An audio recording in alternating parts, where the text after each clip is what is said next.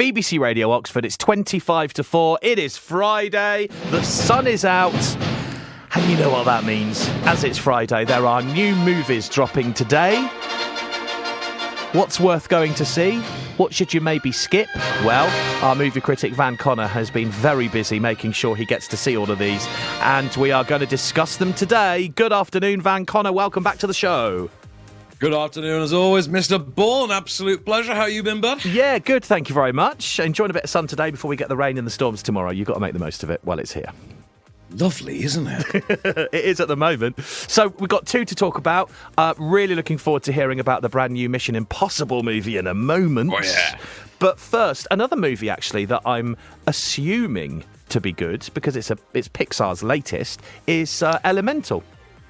Yes, Elemental, which is in cinemas from today. Mission Impossible opens on Monday, and Elemental is out from today. Both theatrical exclusives. So Elemental, which is the 27th Pixar movie. Wow. We're now on 27. I remember the very, very first one opening. I was 12 years old. It was the first Toy Story. Back in 95 was the very, very first Pixar movie. We're now on 27 of these. So clearly I've been doing this too long. Right, so the new one is kind of a lot like Zootopia or Zootropolis, depending on, because it has different titles in different regions. But Zootopia slash Zootropolis. The idea is you've got a big urbanite city that's populated. It was animals in Zootopia. They are elements here. So the city is made up of 4 types of people. There are fire people, there are earth people who are like walking, talking trees, there are water people, and there are wind people. And even like the wind people are like human-shaped clouds wearing like human clothes. And the idea is that elements don't mix. So you have like a district of the town that tends to be populated by the fire people, like Firetown. Then you have like Waterville and Windberg and things like that. And the idea here is you've got our main character, Ember, who is set to inherit her family's business, which is like a shop/cafe where they sell hot coals as like snacks. She's going to inherit this, and she inadvertently brings about the potential closure of this business due to like a health code violation. She accidentally lets water into the basement, or as far as she thinks, that they shouldn't have like a connected water supply, but the basement gets flooded, and the city code inspector, who happens to be a water person, happens upon them at that exact moment, sees all of this, files the reports, and she has to race against time to basically discover the source of this mysterious flooding as part of a deal that will save her father's business. But all of this is actually a smokescreen. What it's actually about is the relationship between Ember and her would-be counterpart. His name's Wade Ripple. Like I say, he's a water person. His name is Wade Ripple. So that's Brilliant. how cleverly they've named this. And it's the sort of burgeoning romance between the two. But remember, he's a water person, she's a fire person, and as we're told, elements don't mix. I've got a clip for you. This is them at the city inspector's office, and spoiler alert, he is a tree person. So when she loses her composure and detonates, imagine the scene. Tell him what you told me about your dad and letting him down? No, that's personal. It really got to me. He might feel it too. Her dad will be Nope. super disappointed in her. Stop it! He might even be ashamed. What are you doing? But the main thing is, if her father can't retire, it will be all Ember's. Stop talking!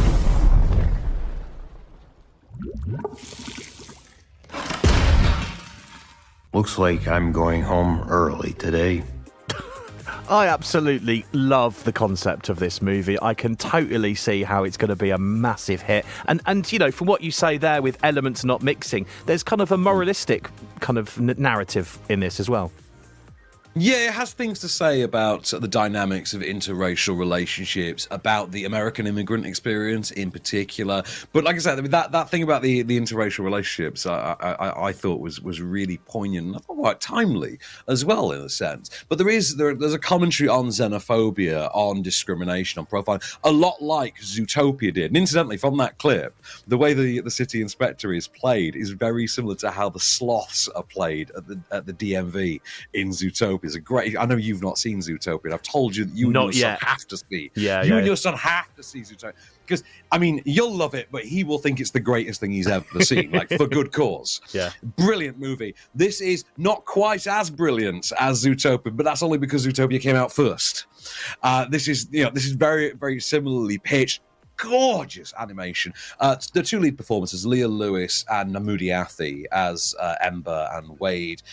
Brilliant, just wonderful chemistry. Really invest in their great characters, but say just a visual treat like you've never seen before, and very heartfelt, very moving. My friend Sarah was with me at the screening. She was just reduced to tears by the end of this. I got moved by the short before the movie, which is like a sequel to the movie Up, called Carl's First Date, and that hit me right in the feels. So I was cried out before we even got to the film, but I know this one got my friend Zara. It's a great movie. It's called Elemental. Go and see this weekend, because I know Mission Impossible's not out till Monday, so don't, you got no excuse to say, I'd rather see Mission Impossible first. You go and see this first, take the kids, go and see Elemental, and then you can always go back next week and see Mission Impossible when that opens. Absolutely. Well, I've seen the trailer to Elemental. Like you say, it's bright, vibrant and colourful. It looks absolutely gorgeous on the screen. Right, so that's out in cinemas today, and as you say, Mission Impossible, the brand new one, is out on Monday. Take it away, Van. What did you think? So, what did I think? I think it's just absolutely the thrill ride of the year. Like, hands down, it's a solid 5-star movie. I love this. The Mission Impossible series is one of... it's up there kind of with the... I wouldn't say even the Fast series doesn't manage this. The Mission Impossible series genuinely gets better with each successive installment. Yeah. So every time there's a new one, it's the best one yet. So, we're now on the 7th. It's Mission Impossible Dead Reckoning Part 1. It's part of a 2-part installment. I think it was originally pitched as the finale, but I think there is talk of doing a 9th one as well now.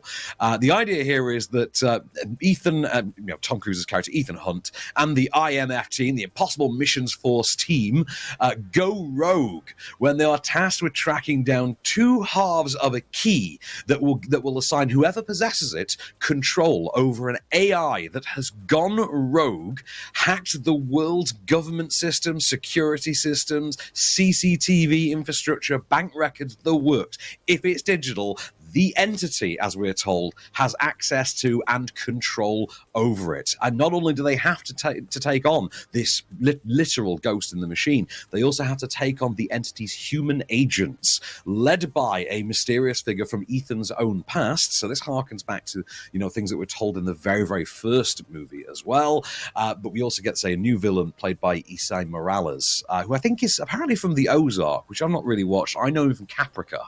I know him as Papa Adama from Caprica, the Battlestar Galactica prequel series. Oh yeah, and he's our villain. He's our villain here, Gabriel, and he's literally kind of person of interest style, just like got an earpiece, and he's being fed his commands by the digital god. So what you got here is Tom Cruise, about as close as you're ever going to get to Tom Cruise fighting God, albeit a digital god. So I've got a clip for you. This is leading to the bit that you've seen so heavily marketed, in which he drives a motorcycle off the edge of a cliff. This is Tom Cruise being guided along the way by a very, very frustrated Simon Pegg in trying to board the Orient Express. Have a listen.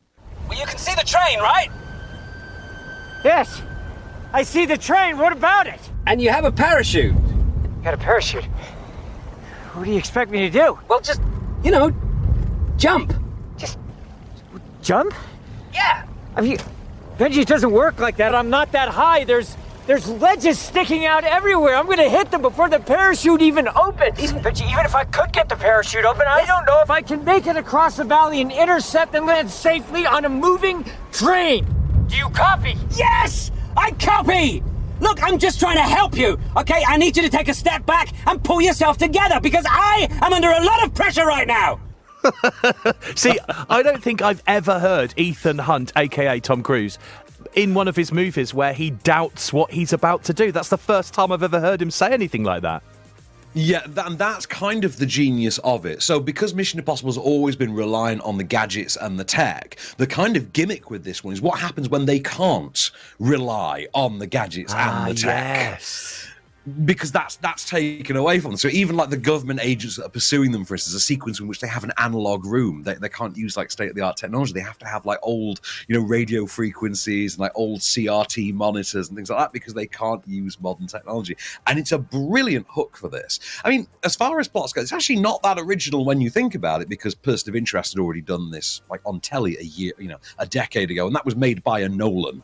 So it was done well. But having said that, This is top tier, triple A, high caliber filmmaking. This is made for PLF formats, IMAX, digital projection, etc. Made for your Dolby Atmos. It's pulse pounding stuff, and of course, AI is kind of the thing at the moment. And like we had Top Gun Maverick last year, in which Tom Cruise had to make this big, sweeping, heavy-handed metatextual statement about, the function of the movie star in an era of interchangeable Chris's and superheroes.